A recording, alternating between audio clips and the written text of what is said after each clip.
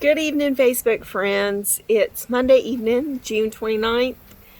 I just wanted to get back on here and respond to my video that I did on Saturday.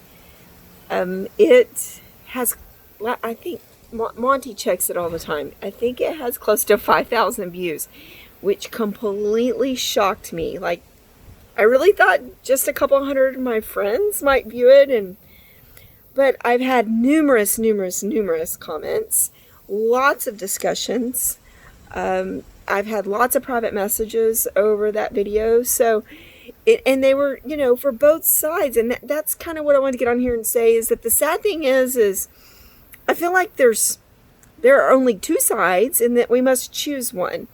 I feel like there's a humanitarian side and then there's an economic side to what's happening in our state and our country. And that breaks my heart because I'm a very passionate person about other people's welfare and their health. But I also feel like it's also our personal responsibility. And I am very passionate about the entrepreneurs and the hardworking people. I see how hard we work to pay our taxes. And I see a lot of government entities work very hard to budget those taxes and what to pay for. And, even before the Rona, none of us liked paying taxes. But now I just see more and more strain upon the taxpayers. So I don't want anyone to think that I'm not humanitarian, because I am. I've had lots of messages from restaurant owners in Fort Worth, a grandmother in California that has two immune-compromised grandchildren that sees the economic impact and what's happening in our country, and she disagrees with it also. Lots of different feedback. I've had people from the Texas coast that I'm friends with, people from right in the middle of Houston that I'm friends with. I've had an anonymous person. I know this person, but they didn't want me to say who they are. They live right there in New Braunfels on the river, so they had, first view of the tubers and to see what was going on. But all in all, I can say I still don't agree with the shutdown. And so it's, I think one thing that really struggles with me are the mass gatherings of protests and rioters that are allowed, the destructive destruction, but not enforcement on that, but then enforcement on us. So that does not allow justification in my book. So I think that's where I struggle. Lots of commentary on how we act like toddlers and not taking personal responsibility. I myself am an adult taxpayer and I'm not a toddler, but the only toddlers I've seen are the rioters in the street that are acting ridiculous. So I think it's personal choice. I still am there. So as far as solutions, I know there have been many lawsuits filed against the state of Texas over the governor's executive order.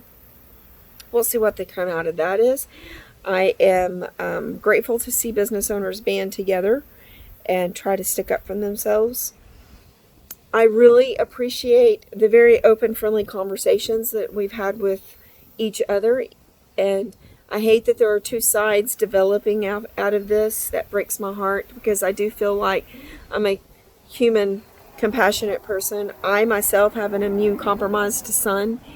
That the virus would probably not be very good for him. So, we take caution as a family, and all of us do. We do what we can, but we also weigh out the balance that life must go on, and we have to keep our state going. So, all in all, just wanted to follow up with everyone. I don't have a perfect solution yet. Haven't found sensible person to run for any kind of office. Not everyone in office is not sensible. So there are a lot of office holders that I really respect. So I love all of you guys and continue the conversations, and I will continue as much education as I can. Remember that the Republican primary is going on right now for early voting. It was supposed to be in May, but postponed until July. So that's happening right now. Abbott did give us extra days of early voting, which is always very nice.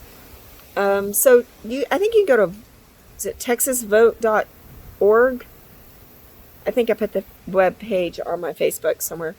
But you can go and see what's on your ballot. So if you had two Republicans and they didn't win by 50% plus one vote, if they were, for a position in your district, your county, your Senate district, or your House district, go check your ballot. Those are really important to look at, especially the county levels, because a lot of the power has been given back to the county level of what's happening in each county.